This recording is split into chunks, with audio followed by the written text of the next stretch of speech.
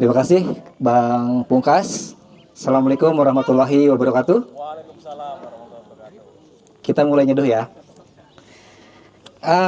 Sambil nyeduh, jadi gini, kalau di fun brewingsnya Camps Brewer itu kita nyeduh free flow.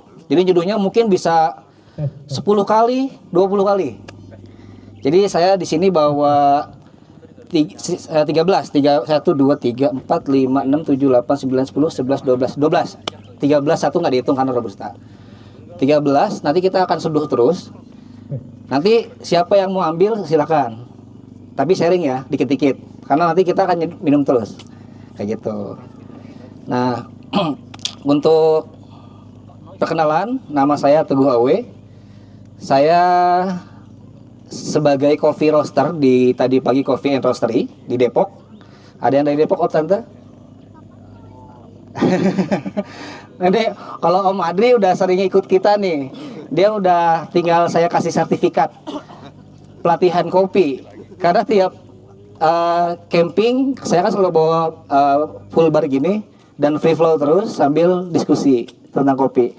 Nah Bang Adri ini kayaknya udah jumhur di kopi, udah hatam. Jadi saya punya roastery di Depok. Nah jadi saya itu sebagai roaster bukan barista. Ada barista, ada roaster ya. Nah nanti sambil nyeduh kita sambil diskusi aja Om. Kalau memang kurang dekat boleh mendekat ya. Kalau agak kejauhan, ya kan nih kayaknya agak jauh nih. Karena biasa saya langsung di depan gini nih. Oke, saya sambil nunggu suhu di 90. Saya akan pakai 90 derajat. Kita langsung mulai ngobrol ya sambil atau diskusi ya. Nah, si Camps Brewer ini sebetulnya adalah akal-akalan saya supaya dapat beli alat-alat camping sama istri. Karena ya tadi kalau sesuatu yang dikaitkan dengan usaha biasanya di ACC. Makanya saya buatlah Camps Brewer gitu. Dibilang jualan kopi juga enggak, seringnya malah bagi-bagi gratis. Makanya nanti Om Tante besok dapat free kopi dari Kolombia sama Grace Jasmine. Ya semuanya masing-masing tenda dapat 2. Di Tadi Pagi sendiri kita produksi kopi untuk beberapa kafe. Jadi kita bukan coffee shop ya, kita memang produksi. Kita supply ke beberapa kafe. Yang menarik di Camps Brewer, kita punya salah satu barista yang tunarungu. Jadi pekerjaan kita selain produksi kopi, kita juga bikin pelatihan kopi, baik itu buat orang yang normal, buat profesi, atau buat orang yang mau jadi barista. Begitu pula dengan disabilitas. Beberapa yang kita kerjakan adalah kita rutin memberikan pelatihan kepada teman-teman tunanetra. Nah, kebayang nggak bikin kopi tapi nggak bisa lihat, gitu. Mungkin kalau kayak megang-megang ini bisa, nimbang yang susah. Nimbang yang susah. Udah selesai gitu. Nah, itu pertama kali juga saya dapat teman tunanetra yang punya mimpi pengen jadi barista juga saya kebingungan itu. Nah, akhirnya kita punya formulasi sendiri. Termasuk teman-teman yang disabilitas tunarungu, tunadaksa, bahkan tunagrahita. Yang paling sulit adalah, yang tidak mudah adalah tunagrahita. Karena jangankan dia bikin kopi ya, berpikir juga atau ngobrol juga kurang nyambung sama kita. Nah kayak gitu. Nah itu kita kerjakan sering kita kerjakan di Tadi Pagi Coffee and Roastery. Kemarin juga ada sempat masukan ya, atau wacana sama Om Pungkas, gimana kalau kita bawa teman-teman disabilitas? Pengen, cuman memang dia harus punya treatment khusus, nggak bisa kita langsung ajak. Biasanya kalau teman-teman tunanetra dia punya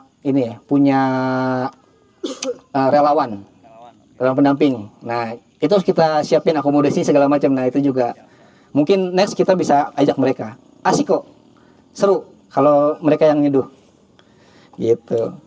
Oke, sekarang saya akan coba yang pertama kali. Ini saya akan menyeduh enrekang jadi carpri. Jadi ini adalah Arabica dari Sulawesi. Ada yang dari Sulawesi? Nggak ada. Kita akan cobain kopi Sulawesi.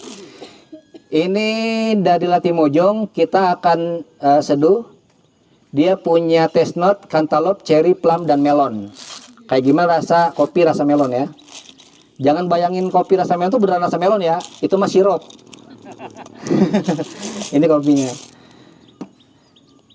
Sambil saya menimbang dan menggiling, saya mau nanya sama teman-teman mulai dari beberapa stigma dari kopi yang sudah banyak berlalu lalang atau banyak ditemukan di pasaran atau di publik ya. Apa beberapa stigma pada kopi yang sering Om Tante dengar? Katanya bikin kopi itu mahal. Apa? Bikin nyeduh kopi gini mahal. Bener gak Om? Tante? Benar. Mahal. Mahal alatnya. Mahal atau enggak? Mahal. Relatif. Relatif. Ada duit mah nggak mahal. Ini ada istri-istrinya sih ya. Kalau nggak ada istri-istrinya saya spill ya. Kayak gini ya. Grinder merek Comandante yang saya pegang ini waktu saya beli ini Nitro Blade harganya 5.500.000. Belum saya upgrade murnya yang warna merah ini 1.200.000 murnya doang. Cranknya ini 450.000.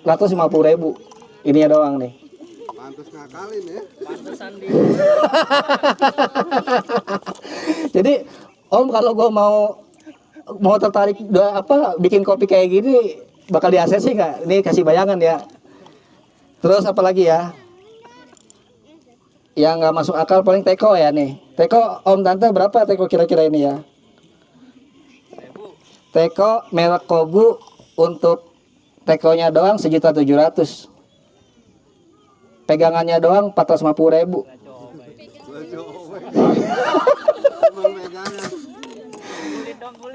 Jadi kalau stigma bilang Om kalau bikin kopi itu kalau kayak gini hobi kopi gini mahal atau enggak? Jawabannya apa Om? Masih balik lagi tergantung. Jadi Om stigma bahwa bikin kopi itu mahal harus kita bantah. Kenapa? Untuk bikin kopi Om hanya cukup punya kopi dan air. Apa yang saya punya saat ini karena saya profesi. Jangan diikutkan gitu. Kalau Om mau cuman sekedar menikmati kopi, itu murah Om. Sangat murah. Setuju ya? Setuju ya? Tapi di belakang check out dia. Ya. Dan ini Om, saking murahnya menikmati kopi di Indonesia, itu sangat sayang jika orang-orang di Indonesia tidak suka sama kopi. Karena kadung sudah tahu, oh bikin kopi kayak ginian mahal. Enggak Om. Bikin kopi kayak ginian murah. Kopinya murah nggak? Murah. Kopinya murah Om. Kalau Om ke luar negeri, 1 cup itu antara 150.000 untuk kopi Indonesia. Ada yang main ke Barcelona, main ke Milan, pasti banyaknya kopi Brazil. Ya, 35.000 atau 40.000 kalau dirupiahkan ya. Tapi kalau minta kopi Indonesia pasti digetok 150.000. Di kita nih 1 cup itu paling 4.000-an. Enggak Starling, kopi gini kalau dihitung 1 cup misalnya gini ya. Kalau kopinya 100.000 per kilo, berarti 1 gramnya kan 1.000. Kita butuh 15 gram 1 cup. Berarti kan cuma 1.500 Om. Kalau kopinya 14.000 sekilo, berarti kan cuma 4.000 atau 5.000 1 cup. Jadi dibilang mahal atau murah, sebetulnya sangat murah Om. Dan sayang kalau Om dan Tante tidak ngopi, karena kopi Indonesia enak. Dan ironisnya, meskipun kita penghasil kopi ke-6 terbesar di dunia dan terenak di dunia, Indonesia tidak ada yang minum kopi. Yang minum kopi kayak gini cuma 5%. Sisanya minum minuman rasa kopi. Nah, gitu ya. Jadi tolong dibantah bahwa bikin kopi itu mahal. Bikin kopi itu murah. Nikmatin kopi Indonesia itu murah. Kopinya murah, alatnya murah. Yang mahal karena saya profesi, jangan diikutin. Gitu ya. Karena saya profesinya di situ. Profesinya di industri kopi. Apalagi Om? Stigma-stigma yang sering kita temukan di dunia kopi. Om bikin kopi gini ribet atau susah, bener nggak? Seringnya begitu. Perlu kita bantah? Perlu kita bantah? Balik lagi Om, untuk menikmati kopi di Indonesia cukup air panas dan kopi itu sendiri. Mas, tapi kan bikin kopi ada teknik-tekniknya. Yang Mas Teguh bilang tadi ada sekolah barista di tempatnya Mas Teguh, berarti kan ada ilmunya. Betul, ada ilmunya. Tapi balik lagi, itu untuk profesi. Sekolah saya untuk barista yang mau kerja di luar negeri. Bukan kita yang mau nyeduh di rumah. Gitu. Karena kalau mau nyeduh di rumah untuk belajar di sekolah saya itu 3 juta per pertemuan Om. Iya, jadi salah kalau dibilang nyeduh kopi itu ada tekniknya kemudian dan itu susah. Enggak. Bikin kopi gampang. Cukup air panas sama kopi itu sendiri. Udah itu aja. Gitu. Jadi perlu kita bantah ya. Cuman gini, mumpung di sini kita ngomongin ya atau kita sharing nih.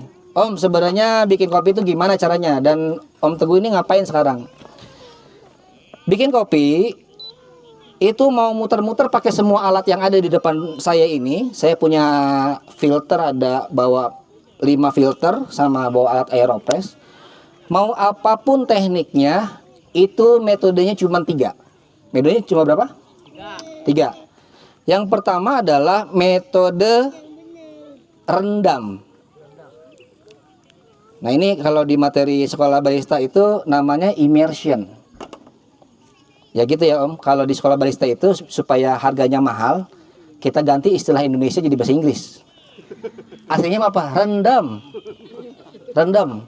Cuma dibilangnya immersion. Bro, lu harus imersi kopi ini dengan ekstraksi sekian detik per gitu ya. Aslinya itu.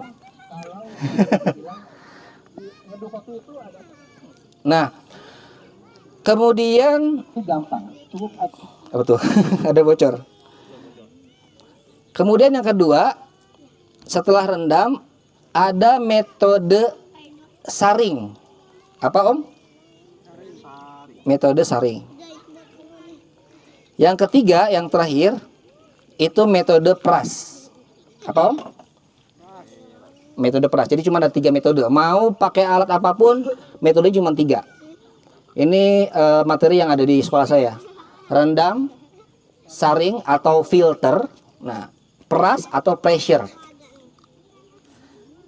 Kita masuk yang pertama. Rendam. Contohnya apa Om kalau rendam Om? Wih, jumhur langsung jawab. Apa Om? Kopi tubruk. Kopi tubruk itu metode rendam atau bahasa kerennya apa? Immersion. Ya. Kalau kopi yang saring?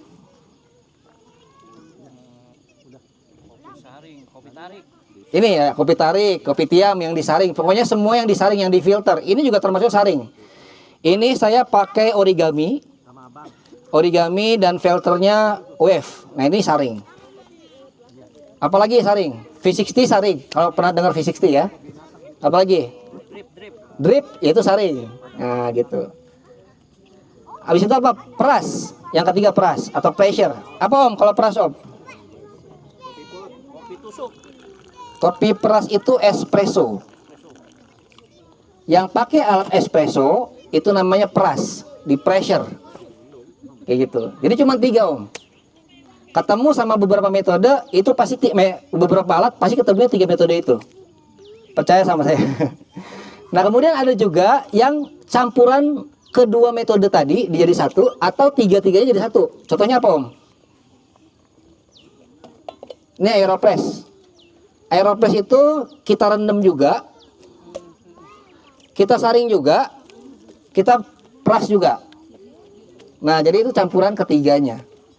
Vietnam drip, kita rendam juga, kemudian kita saring juga. Itu beberapa yang memang kita campurin atau kita gabungin. Enrekang sudah jadi, silakan yang mau nyobain, tapi saya dulu cobain ya.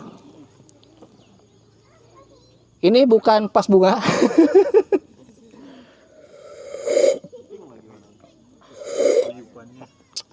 Ini bukan pas bunga, ini aromatic cup. Ya, boleh beli.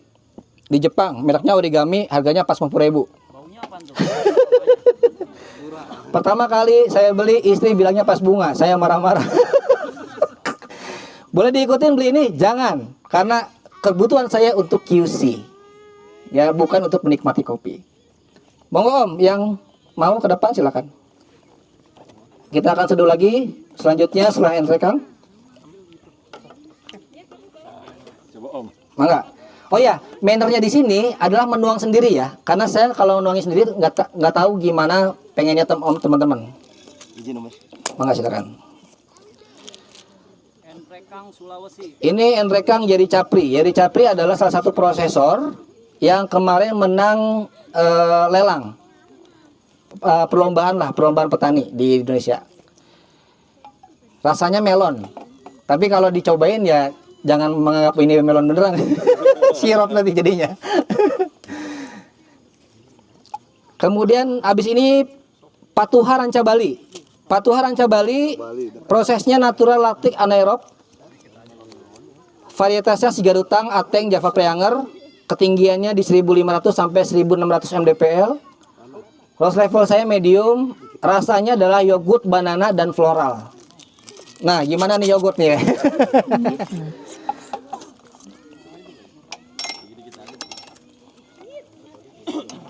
Kita sweet Om. Om nyoba Om. Mangga. Penasaran melonnya. Nggak akan kedengeran apa, nggak akan ketenger ya kalau orang baru mulai kopi ya. Kalau Om Jumhur udah.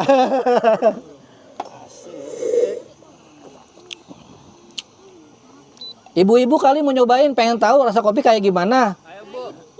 Jauh nih soal. Ah. Ibu mau kopi susu. Ya, saya nggak menyalahkan ya bagi teman-teman yang merasa bahwa saya baru belajar minum kopi, apa rasanya? Pahit. Nggak menyalahkan, ya memang begitu. Kalau yang baru pertama kali.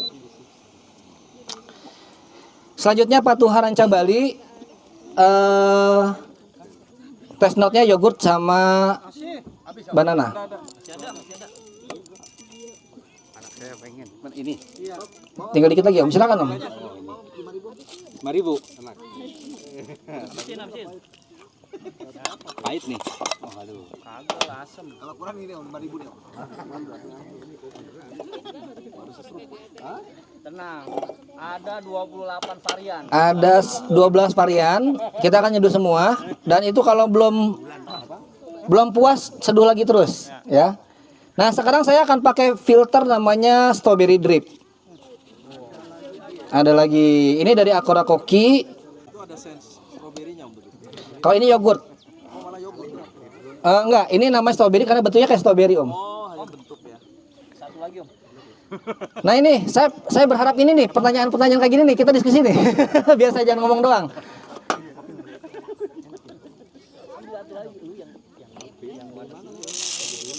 Ayo ada pertanyaan silakan. Kita diskusi ya.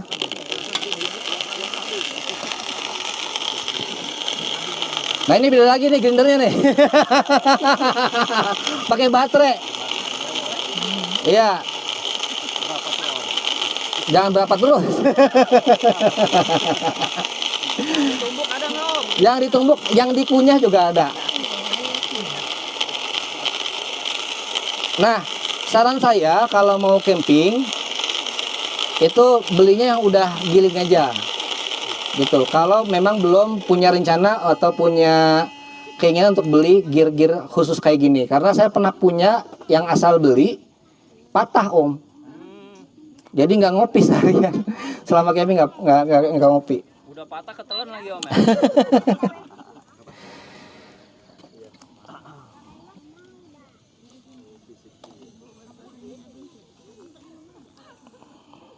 Nanti kita jeda soal maghrib dulu kali Om ya. Iya Om. Nah gini Om, jadi khusus filter gini biasanya saya akan menuangkannya nggak langsung. Saya akan pakai 15 gram nih kopinya. Saya nggak akan langsung kasih airnya full. Saya akan membuat si kopi ini basah dulu. Itu biasanya kita sebut blooming. Jadi kayak sama tubruk juga. Sebetulnya yang bener nih Om ya. Kalau yang enaknya, kalau bikin tubruk, kopinya itu jangan langsung kasih air full. Kasih dulu air sedikit, asal basah. Nah, tunggu 30 detik baru dituang lagi full. Kayak gitu. Nah, ini namanya blooming. Setelah blooming, saya akan kasih kopi sesuai dengan target saya. Ribet gak Om? Tapi bloomingnya dicampur ya langsung ya? Langsung, nggak dibuang. Kalau dibuang kayak gitu biasanya buat kompetisi. Kalau buat minum di rumah, sayang.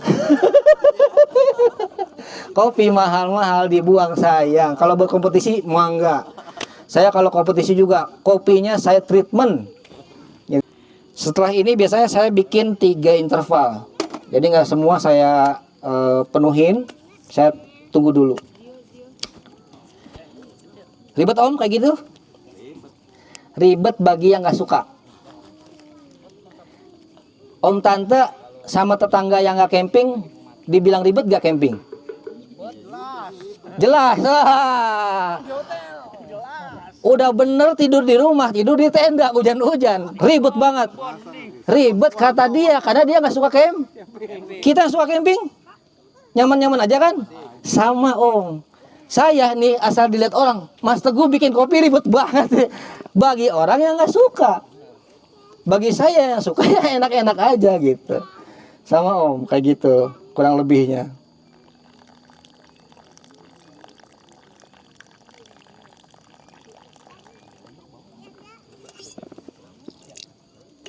Itu 15 gram berapa cc Om Teguh? Nah, 15 gram saya pakai rasio 1:15. Berarti airnya 225. Airnya 225 gram. Bisa kurang nggak? Bisa, terserah. Kalau yang senang tebal, biasanya rasionya direndahin. Rasio itu perbandingan air sama kopi. Berapa rasio idealnya? Ada yang tahu? 1 banding berapa? Om Ahong bener. Golden rasio menurut SCA adalah 18,18. Gitu. Itu yang biasa dipakai buat kita QC. Cuman orang Indonesia dikasih 18 tipis banget. Kurang nendang, apalagi Arabica. Tadi juga tipis kan rasanya? Kok kayak air Om? Ya tipis, gak kayak kopi ya. Tuh Bu, gak kayak kopi kok Bu. Nggak pahit, cobain deh. Yo, Ranca Bali. Patuha Ranca Bali. Test note-nya yogurt.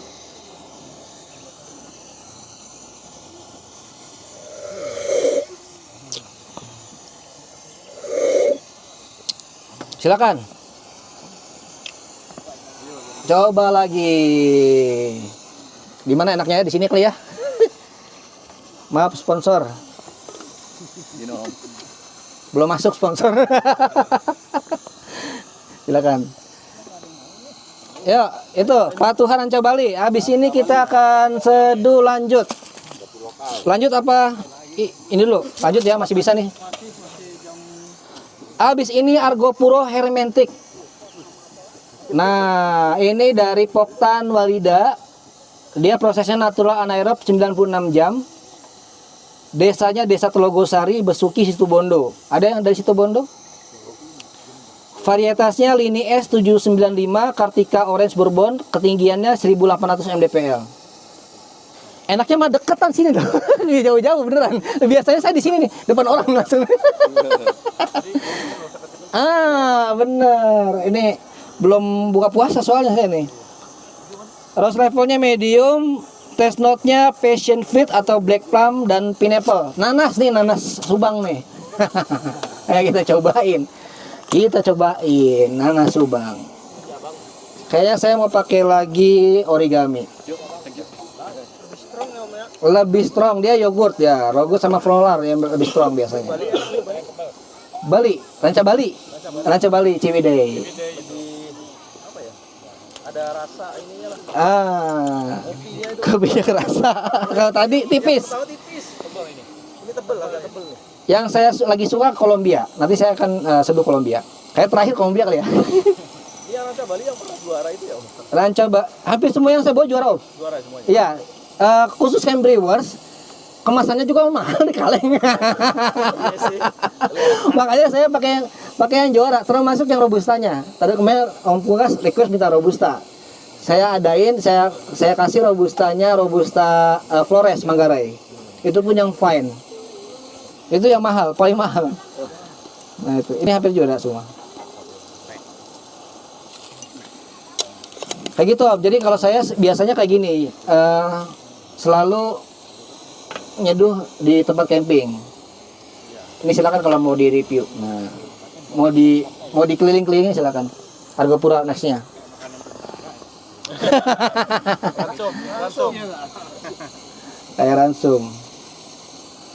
Cuman biasanya kalau saya lagi camping nyeduh kayak gini, orang-orang nggak berani datang, nggak berani nyamperin. Takut bayar ya. Disangka jualan. Om Adri doang yang Enggak tahu malu ya. yang nggak tahu malu, jadinya kenal. Tapi nggak apa-apa Om, itu justru saya senang nyeduhin buat teman-teman dan dapat teman baru ya. Gitu. Jadi kalau ketemu saya ada tenda tulisannya Camp Viewer, datang aja Om. Kalau lagi nyeduh pasti saya seduhin.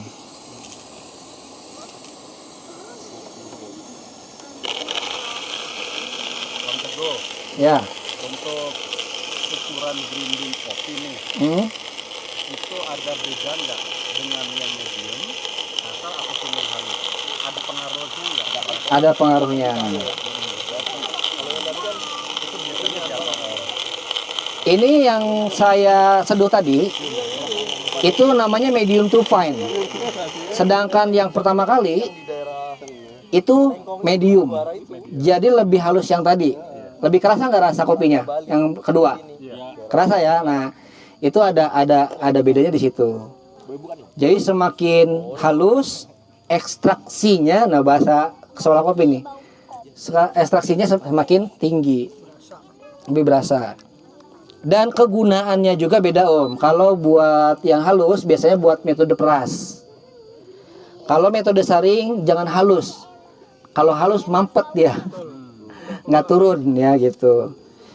Terus kalau tubruk, kalau rendam metodenya apa? Aslinya kasar Om. Medium to coarse, medium atau medium to coarse ya. Aslinya kasar. Kenapa nggak boleh halus? Karena kalau halus, jadi setelah dia blooming dan di kita itu kan dia nanti ampasnya naik tuh. Kita break 3 kali, kita usap 3 kali, itu turun Om kalau kasar. Tapi kalau halus masih ada sisa. Jadi kalau kita yang minum masih nempel bubuk-bubuknya, gitu.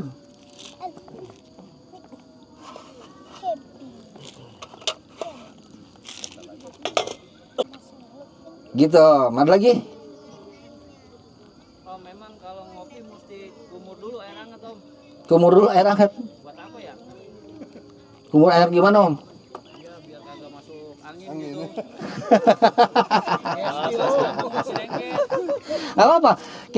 Kita bahas isu-isu atau stigma kopi yang ada di Indonesia yang banyak kan salah. Kayak sebenarnya kayak kemarin kayak tadi tuh Om Ahong bilang katanya, Om, gua punya lambung. Katanya malah kopi asam malah yang bagus, bukan kopi yang pahit. Gitu. Kopi robusta malah kopi arabica lebih baik daripada kopi. Nanti kita bahas. Sama, kumur-kumur itu mungkin namanya flashing kalau di kita ya. Flashing. Jadi flashing mulut supaya mulut bisa mencecap rasa yang sempurna seperti itu. Nah, kayak tadi tuh saya mengecap mensesap gitu ya. Itu bukan pengen ASMR bukan. Mentang-mentang YouTube gua ASMR. Enggak, bukan ASMR. Itu tadi metode sesapan atau slurping itu supaya kopi itu menjangkau namanya epitel di belakang atau di atas rongga mulut. Om, kalau hidungnya ditutup atau pilek, kerasa nggak makanan? ternyata ada peran indera perasa, ada penciuman di situ. Nah makanya saya spray kopi itu sampai ke epitel supaya cita rasanya terasa sempurna, kayak gitu. Termasuknya tadi flashing. Kalau saya lagi ngejuriin lomba Om, itu yang lomba 100 orang, berarti kan saya ngecap 100 kopi. Itu kalau satu orang tanding 1 kali, enggak kok, kan ada babak ya. Bisa 300 kali tuh saya ngecap. Biasanya saya flashingnya pakai soda atau pakai pisang, kayak gitu, buat netralin. Jangan pakai nanti ada manis-manis. Air saya juga saya nggak pakai itu. Air saya pakai Amidis. Air yang di sini pakai Amidis. Teguh kalau minum mesti gitu ya. Enggak juga kalau minum air biasa ya. Kalau air kopi ya itu kayak saya bilang saya itu untuk merasakan epitel tadi. Air amisi itu apa? Amidis. Merek Amidis. Dia di Kenapa itu dipilih? iya. Monggo silakan. Tadi apa? Argo Puro Hermentic ya? Argo Puro Hermentic. Itu kenapa kalau americano biasanya juga kita dikasih air putih kan? Ah, Nah itu buat flashing biasa. Nah itu flashingnya berarti sebenarnya sebelum minum. Sebelum minum. Minum kan. Jadi banyak orang kita kan Habis ya. Aduh hajar. Kalau yang pahit pekan nih asalnya dari mana bang? Ini Argo Puro Hermentic Argo Puro dari Walida, dari Situbondo. Bondo. Ya. Tinggian berapa tadi? Mungkin Ketinggian tadi berapa ya? 1800. 1800. Bedanya Om Arabica sama Robusta. Nanti itu kita jawab dulu. Panjang ya itu ya. Panjang itu nanti. Yang nanam. Yang pekat itu yang Robusta Om. Pahit banget, pekat, tebel itu apa? Robusta. Robusta. Robusta. Binnya maksudnya yang referensi bin yang ngasilin Robusta Gayo mbak enak. Robusta itu. Robusta Gayo atau enggak Robusta Lampung. asamnya enggak ini ya. Enggak asam itu, pahit pasti. Nanti kita akan seduh pahit. Kayak stop dulu ya. Kita ibadah dulu. Enggak. Ya, kita break dulu. Pada sholat nggak tapi? Ya, salat. Sholat. Sambil break kita nyeduh robusta. Robusta. Karena saya belum minum.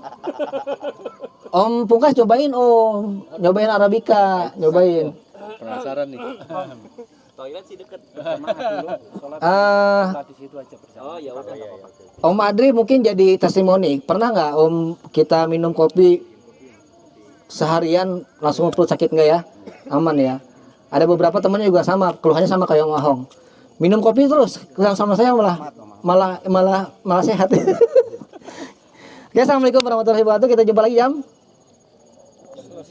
jam 7. Habis sisa ya, oke. Siap. Waalaikumsalam. Stigma selanjutnya masyarakat umum yang selalu bilang kopi itu pasti hitam, kopi itu mesti pekat, kopi itu mesti pahit. Itu dari sejarah kita ke belakang ketika kita dijajah Om. Jadi orang Indonesia itu terbiasa minum kopi robusta tadi karena si robusta itu kan karakternya pahit. Jadi waktu kita dijajah itu petani kita ini hanya boleh minum robusta, tapi kita suruh nanam arabica. Jadi arabica aja dibawa sama Belanda, kita hanya boleh minum robusta. Makanya dari dulu stigmanya robusta kopi itu mesti pahit. Padahal kalau kita tahu kopi di Indonesia itu kayak rasa buah, rasa bunga, macem-macem. Kalau orang dibilang teh rasanya kayak gimana? Ya teh. Barangkali kalau kita kenal arabica dari dulu, kalau ditanya kopi rasanya gimana, nggak akan bilang pahit. Bilangnya ya kopi, karena kopi itu punya rasa, banyak rasanya. Terutama Indonesia punya banyak rasa di kopi. Sedangkan karena kita dari dulunya zaman penjajahan kita disuruhnya minum robusta, jadi orang taunya kopi itu pahit. Nah seperti itu Om ceritanya. Sampai ke cerita petani ini saking penasarannya minum arabica, pengen minum arabica, pengen nyobain kopi Arabica tapi nggak boleh sama penjajah, mereka ambil Arabica dari kotoran luwak. Itu. Jadi awal mulanya luwak itu ketemu adalah si petani-petani kita waktu dijajah. Akhirnya diminumlah kopi bekas kotoran luwak. Ternyata lebih enak gitu. Ternyata lebih enak. Jadi itu awal mulanya sejarah tentang luwak. Dan sejarah kenapa orang Indonesia tahunya kopi itu rasanya pahit.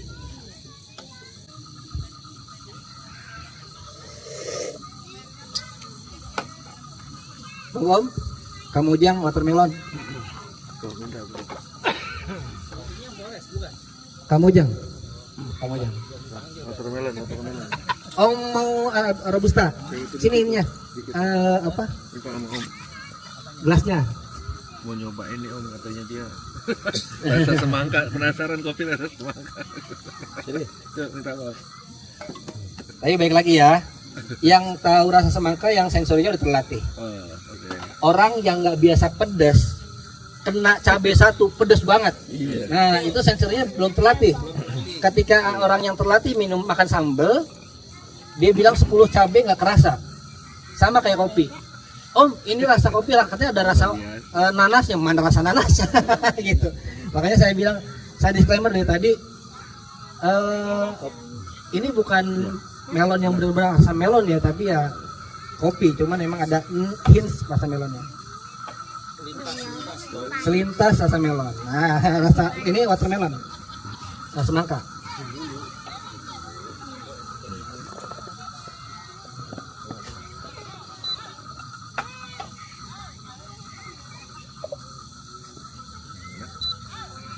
Oh, ini kopinya nggak pakai gula kalau di sini.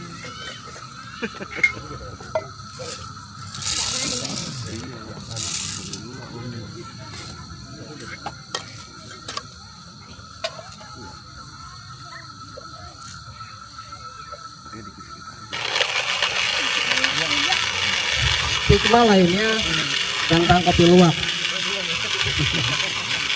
Apakah kopi luwak itu kopi yang terenak, Om?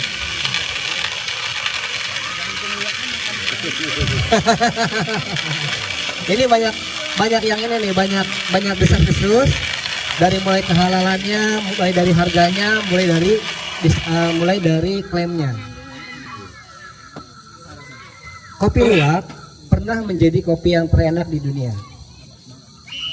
Dan akhirnya ini bicara perang dagang ya. Akhirnya banyak isu-isu bahwa kopi luwak itu diharamkan di Middle East. Ya. Dan Vietnam mencoba-coba untuk membuat kopi luwak juga. Tapi kalau kita diisukan seperti itu, langsung lawan aja, kopi luwak itu halal.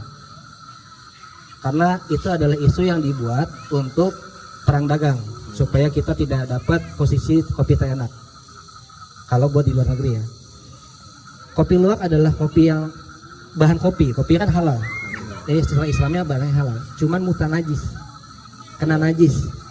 Ketika mutanajis itu dihilangkan wujud bau dan warnanya, maka menjadi halal kembali. Maka itu kopi luwak itu harus ada sertifikasi halal bagi petaninya, Om. Makanya kebanyakan kopi luwak yang kalaupun saya harus menyeduh atau memproses kopi luwak, saya mintanya dari Gayo. Karena rata-rata petani mereka sudah halal semua, sudah sertifikasi halal cara pembersihannya. Kalau di daerah lain mungkin sudah ada, mungkin saya belum tahu ya, gitu. Itu yang pertama. Tapi kalau di Indonesia sendiri kopi luwak adalah kopi yang terenak, juga nggak bisa dikatakan seperti itu. Karena pada akhirnya itu jadi monopoli, Om, sama sebagian orang. Dibikinlah klaim-klaim yang mengakibatkan kopi luwak jadi terlalu mahal, overpriced, gitu. Kenapa? Karena mereka bilang karena itu dari fermentasi fruit luwak, bener nggak? Fermentasi fruit luwak itu juga stigma yang salah. Luwak, kopi luwak yang dimakan sama luwak itu tidak ada fermentasi di dalam perutnya. Karena setelah kita ambil kopi luwak itu atau kita panen dari kotoran luwak itu kita bersihkan, itu akan mendapatkan perlakuan atau treatment yang sama seperti pasca panen. Luwak itu hanya bertugas untuk memilih kopi mana yang matang secara naluri hewannya. Andai kata si luwak ini bisa kita ajak ngobrol, bro cariin kopi yang matang yang kata lu enak, itu hampir sama yang kopi yang dimakan dia. Jadi sebetulnya bukan ada fermentasi. Dan sekarang kan banyak yang ditangkar luwaknya. Ya. Itu udah hilang tuh naluri hewani dia untuk memilih kopi mana yang matang. Jadi juga itu keliru juga. Oh Pak Teguh, itu saya ngasih makannya melebihi dari porsi makannya, tetap aja nggak bisa. Meskipun begitu dia akan namanya hewan ya gitu ya, makanan yang ada di kandang semuanya dimakan meskipun lebih dari porsi makan dia. Di Jogja banyak ya itu yang ditakar gitu ya, apa? Nah itu dia makanya jadi salah kaprah, jadi overprice. Bang. Nah Samping Bandung, kenapa saya bilang overprice? dekat Bandung. Untuk teknologi pertanian sekarang saat ini di Indonesia itu udah canggih Om. Jadi nggak perlu kita minta bantuan hewan luwak untuk memilih kopi mana yang matang. Teman-teman prosesor itu sudah punya ilmunya, sudah punya teknologinya untuk tahu mana kopi-kopi yang bagus untuk dipetik. Jadi mereka punya semacam kayak sederhananya ya, punya brick meter untuk ukur ke kemanisan apa itu sebuah cherry. Oh ini ketemunya di jam 6 pagi nih, brick meternya dia pas manis-manisnya, itu kita suruh tuh pemetik untuk memetik di jam itu. Nah dia juga sudah punya semacam kayak sorter untuk mana yang dipetik mana yang enggak, karena di Indonesia itu memetiknya pakai tangan, hand pick, udah pasti enak Om. Beda sama Brazil metiknya pakai traktor karena lahannya rata. Om Punggas silakan tunggu 4 menit ya, baru usap atasnya di break. Dia lahannya rata, sedangkan kita lahannya miring. Iya, nati dan coklat ya. Jadi kita miring, nggak mungkin pakai traktor. Tapi teknologi teman-teman prosesor itu udah canggih-canggih. Jadi nggak mesti luwak, banyak kopi yang lebih enak, yang lebih murah juga ada. Tapi itu buat kita doang nih yang buat tahu-tahu aja gitu. Tapi kalau kita ngomong di luar negeri bilang kopi luwak lebih enak gitu ya. Karena itu adalah iklan kita untuk menang dagang sama negara penghasil kopi yang lain. Jadi setiap kopi biasanya punya varietas. Ada satu ladang yang petani itu beli sendiri, pengennya varietas tipika semua. Namanya single varietas. Hasilnya. Setelah keluar single varietas, keluarnya single origin karena satu daerah. Tapi kalau satu ladang itu banyak varietas, biasanya dia akan jelasin varietas apa aja. Kalau nggak ingat mix var, mix varietas. Kenapa? Dapat bantuannya di mana-mana Pak, saya bilang gitu. Nah itu biasanya pertanyaan kayak gitu.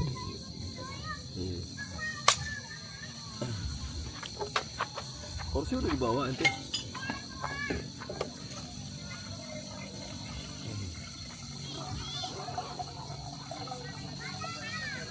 Saya pengen ini deh dengar tanggapan tadi, bener gak ada rasa makanya? Apa cuman gimmick doang nih? Belum nemu sih. Belum nemu Pak. Belum nemu. Memang harus ini ya, latihan. Iya. Tadi saya ngobrol sama Om Punggas tentang wine juga. Kita juga kopi itu sama wine mirip-mirip.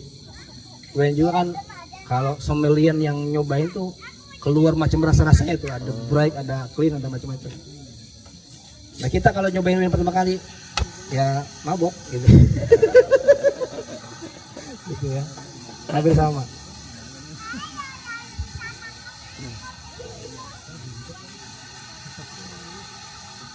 Tapi itu nggak dicampur sense gitu kan ya Om Teguh? Nah ini next saya ada namanya Wilis Jasmine.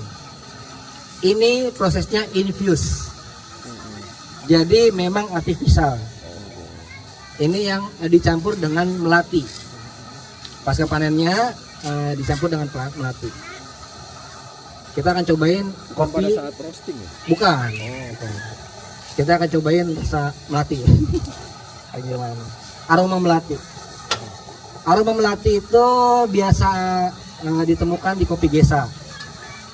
Kopi-kopi Panama Gesa itu yang harganya 1 kilonya bisa 2 jutaan.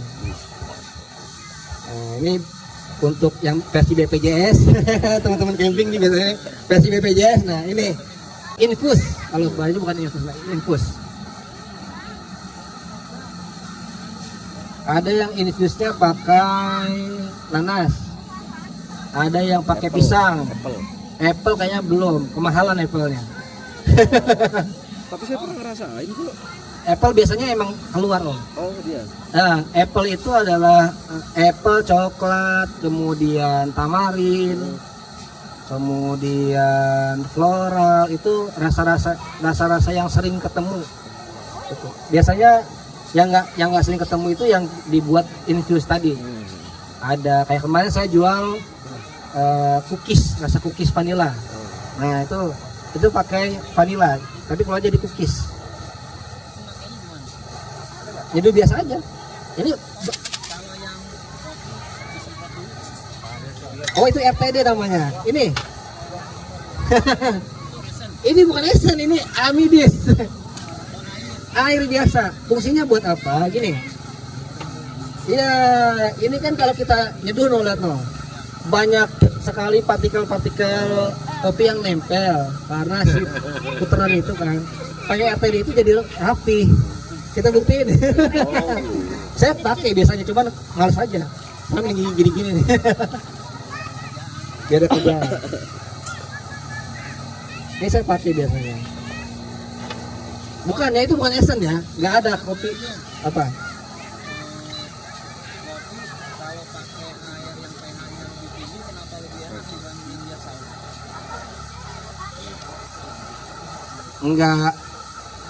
Enggak begitu konsepnya Om. Krema itu biasanya bukan dari air, dari umur roasting. Ya, semakin seger itu roastingan, semakin banyak krema yang keluar. Enggak juga, itu perlu resting. Biasanya ada yang perlu 1 minggu, ada yang perlu 1 malam, ada yang perlu 1 bulan. Ini boleh di cium aroma sama dibaca ininya. Silakan. Sorry. Ini Yasmin. Yasmin. Nanti. Bayar teh. Ya, jadi kayak ngeteh nanti kita. Teh udah. Tongji. Nah, bicara pH, air yang saya gunakan, kenapa air amidis? Karena air amidis itu kan artinya air minum distilasi.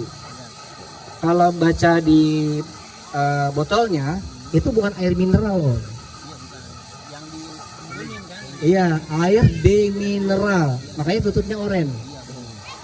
Kalau kayak Cleo itu tutupnya berarti air demineral. Nah itu yang saya pakai saat ini supaya apa? Supaya si kopi itu bisa telanjang, punya rasa begitu ya begitu, nggak ada manis-manisnya. Gitu, nggak ada bantuan dari si air tadi. Nah itu saya gunain buat QC. Apakah air amidis selalu bagus? Enggak juga.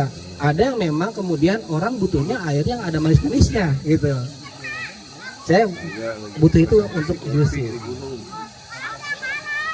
Nah, kenapa air distilasi itu bagus buat distilasi? Karena tadi dia memiliki TDS 0. Total dissolved solidnya 0. Jadi tidak ada material lain, tidak ada mineral lain yang terkandung dalam si air tadi. Taruh mobil. Ya, oke. Ya. Lucu Om ya.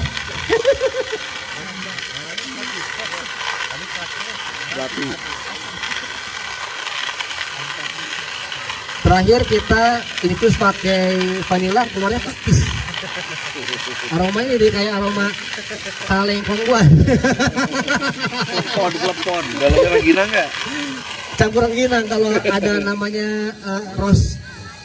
Ada rose barley-nya atau rose race-nya. Jadi rengginang tuh. Iya, bocah. Lucu ya.